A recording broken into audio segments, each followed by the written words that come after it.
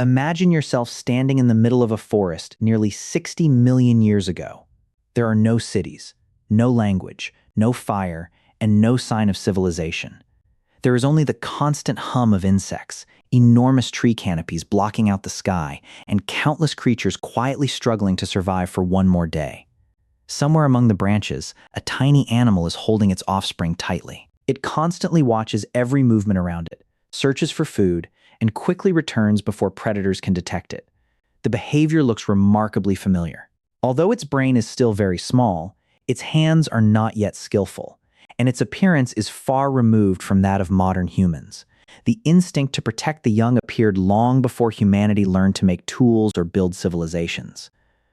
What is fascinating is that when we look back across the entire evolutionary history of humankind, we realize that the body has changed continuously. The brain became larger. The posture became more upright. The hands became increasingly skillful. Humans learned to use fire, create weapons, invent language, and eventually build the modern world. Yet amid all those changes, there is one thing that has almost never disappeared: maternal love. Anthropologists believe that the long-term care of highly dependent children helped shape the social behavior of our ancestors. Humans are not a species that can stand up and move independently only a few hours after birth. A child needs many years to mature, and this made child-rearing one of the greatest survival challenges throughout human evolution. So what did humanity's first mothers really look like? Where did they live? How did they protect their offspring in a world filled with predators, harsh climates, and dangers constantly waiting in the shadows? Archaeology, fossils, and modern science are gradually assembling the missing pieces, revealing a story that stretches across tens of millions of years. A story not only about the evolution of the body, but also about the evolution of love, sacrifice, and the instinct to protect the next generation. Today, we will travel backward through time to meet the most ancient mothers known to science. From the earliest primate-like creatures living among the treetops to Homo sapiens building communities and cultures, each species left its own unique mark on the journey that transformed us into the humans we are today. And perhaps, when you look at them, you will realize that the distance created by millions of years of evolution is not as great as we often imagine. Plesiadapis. When maternal love began in the treetops. Around 58 million years ago, the dense forests of North America and Europe were home to Plesiadapis, one of the most ancient primate-like mammals ever discovered. Although it was not a direct ancestor of humans, this small creature represented a very early stage in the evolutionary journey of primates. Plesiadapis had a long snout, powerful jaws, and a relatively small brain. For many years, scientists debated whether it lived mainly on the ground or in the trees. However, fossil evidence suggests that the structure of its feet, claws, and long tail allowed it to climb with remarkable skill. Life in the treetops not only provided an abundant food supply, but also helped it avoid many predators on the ground. For mothers raising young offspring, this was an extremely important advantage. Choosing a safe shelter, constantly searching for food, and protecting the young from danger became behaviors shaped by millions of years of natural selection. Anthropologists believe that this long-term investment in offspring laid some of the earliest foundations for the evolution of maternal care among primates. But what happened when some descendants of those tree-dwelling creatures began to step down onto the ground? Ardipithecus ramidus, the first mother to walk between two worlds. Around 4.4 million years ago, in the Afar region of Ethiopia, a female individual whom scientists named Ardai lived in a rapidly changing world. Dense forests were gradually becoming mixed with open woodland and scrubland, forcing our ancestors to adapt to life both in the trees and on the ground. Archaeological evidence suggests that Ardai stood around 1.2 meters tall, weighed nearly 50 kilograms, and had a brain only slightly larger than that of a chimpanzee. What made her remarkable was the structure of her legs and pelvis. They allowed Ardai to walk on two legs while on the ground, while her feet remained flexible enough to grip tree branches when necessary. She essentially lived between two worlds. For a mother, this ability could mean the difference between life and death. Walking on two legs provided a better view of the surrounding environment and made it possible to carry food or an infant across longer distances. At the same time, climbing trees remained an effective way to escape predators. Anthropologists have proposed that this change did more than transform the way our ancestors moved. It may also have opened the door to new forms of childcare, in which both males and females could participate in raising the next generation. If Ardi represented the first transition toward humanity, then several 100,000 years later, another fossil would demonstrate that walking on two legs had truly become a regular part of everyday life. Australopithecus afarensis, Lucy and the footsteps that changed history. In 1974, archaeologists in Ethiopia discovered a small but nearly complete fossilized skeleton. They named her Lucy. The discovery quickly became one of the most important milestones in anthropology because it revealed a clear image of an ancestor that had already been walking on two legs around 3.2 million years ago. Lucy belonged to the species Australopithecus afarensis.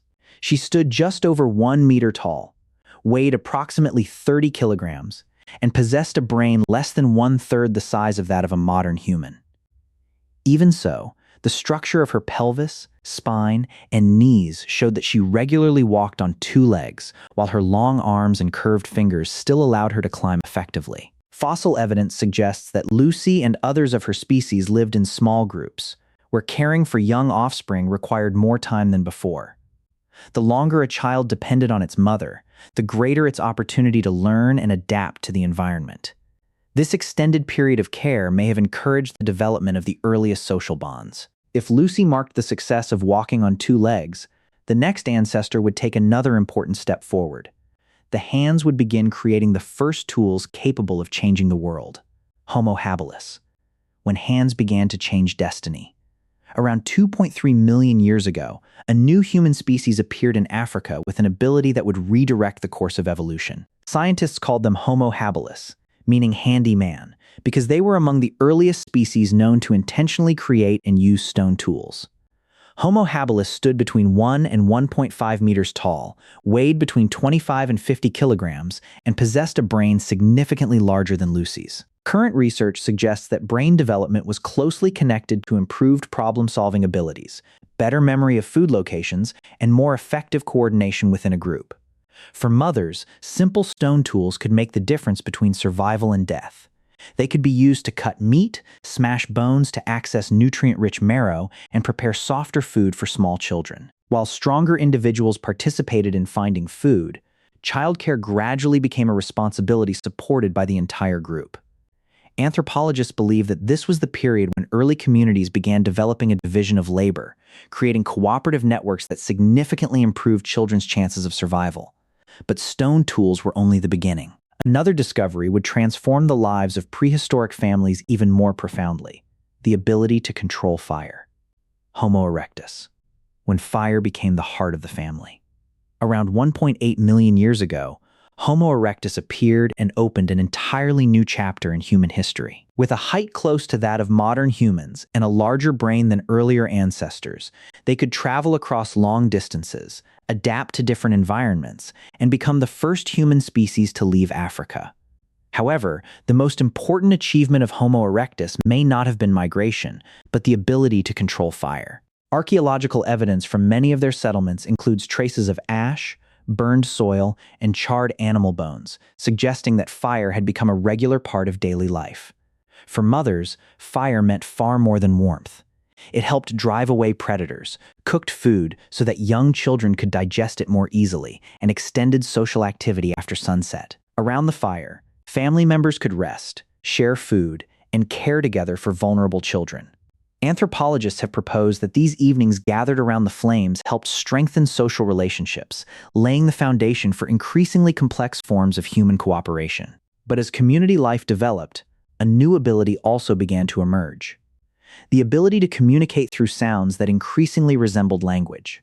Homo antecessor, when speech began to nurture a generation. Around 1.2 million years ago in Europe, an ancient human species known as Homo antecessor left remarkable traces in caves in Spain. Although many mysteries remain unresolved, they are considered one of the earliest ancient human groups to have appeared on the continent. Homo antecessor stood between 1.6 and 1.8 meters tall, possessed a brain significantly larger than that of Homo habilis, and displayed many facial features closer to those of modern humans. Studies of skull and throat anatomy suggest that they may have been capable of producing a wider range of sounds than earlier ancestors, opening the possibility of increasingly complex communication. For a mother, this development could have represented a major turning point. Instead of relying only on gestures or instinctive cries, meaningful sounds could be used to warn others of danger, comfort young children, and coordinate family care more effectively. Language, even in a very primitive form, became a survival tool. Anthropologists believe that the development of communication did more than transmit information. It also allowed experience to be passed from one generation to the next. Knowledge no longer disappeared when an individual died. It began to be preserved within the community. However, the greatest challenge still lay ahead. Another human species would have to survive some of the harshest winters Europe had ever experienced: the Neanderthals. Maternal love in the Ice Age. Imagine living through a European winter around 200,000 years ago. Temperatures fall below freezing, icy winds sweep across vast grasslands, and food becomes dangerously scarce. In a world like this, keeping a child alive is a challenge comparable to hunting a woolly mammoth. This was the environment in which Neanderthals survived. Archaeological evidence shows that they had short, muscular bodies, broad chests, and strong bones. Features that helped them conserve heat effectively in a freezing climate. They knew how to create sophisticated stone tools, wear clothing made from animal hides, and maintain fires inside caves throughout the winter. What impressed scientists even more was the way Neanderthals treated one another. Many fossilized skeletons show that elderly or injured individuals continued to live for years after suffering serious injuries, demonstrating that their communities cared for them over long periods. The same compassion was likely extended to children, the most vulnerable members of the group. Anthropologists believe that raising children together, sharing food, and protecting families became the foundation that allowed Neanderthals to survive for hundreds of thousands of years in one of the harshest environments on Earth. But in the end, only one human lineage survived to the present day. What allowed Homo sapiens to continue writing the story of humanity. Homo sapiens. When raising children became the strength of an entire community. Around 200,000 years ago, Homo sapiens appeared in Africa.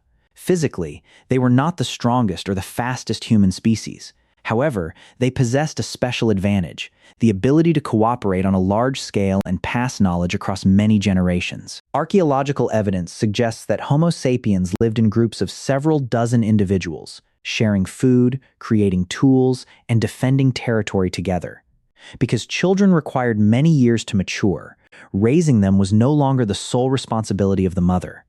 Grandparents, siblings, and other members of the community all contributed to caring for the next generation. Anthropologists have proposed that this model of cooperative child-rearing became one of the greatest evolutionary advantages of Homo sapiens.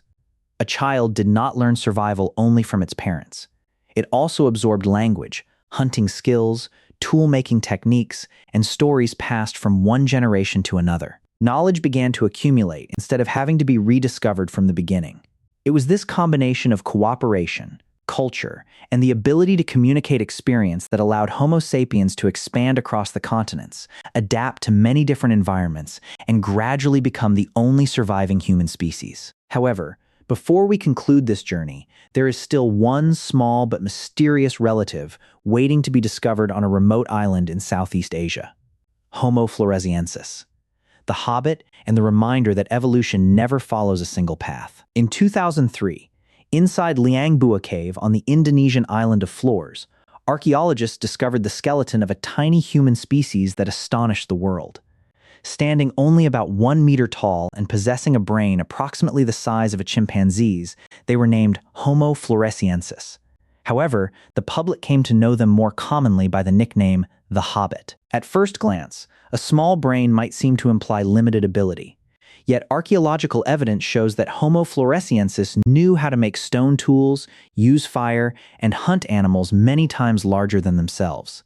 This suggests that intelligence is not determined only by brain size, but also by the way a community cooperates to solve problems. Like the human species that came before them, the children of Homo floresiensis also needed to be raised, protected, and taught the skills required to survive on a challenging island. Anthropologists believe that close family bonds and the sharing of experience help them endure for tens of thousands of years in isolation.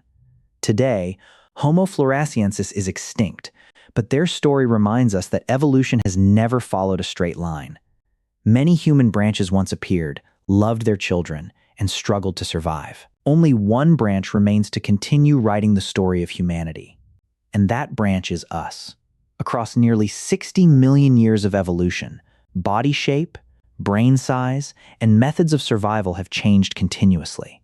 Yet from the tiny creatures living among the treetops to the humans we are today, one thing has endured: the desire to protect the next generation. Perhaps love for one's children is the oldest and most powerful legacy in the entire evolutionary history of humankind. If you found this exploration of the evolutionary journey of humanity's earliest mothers fascinating, share your thoughts in the comments below. Which stage of evolution surprised you the most, and why? Do not forget to like and subscribe so you can join the channel on future journeys, where we will continue exploring fascinating stories about history, archaeology, and human evolution through the lens of modern science.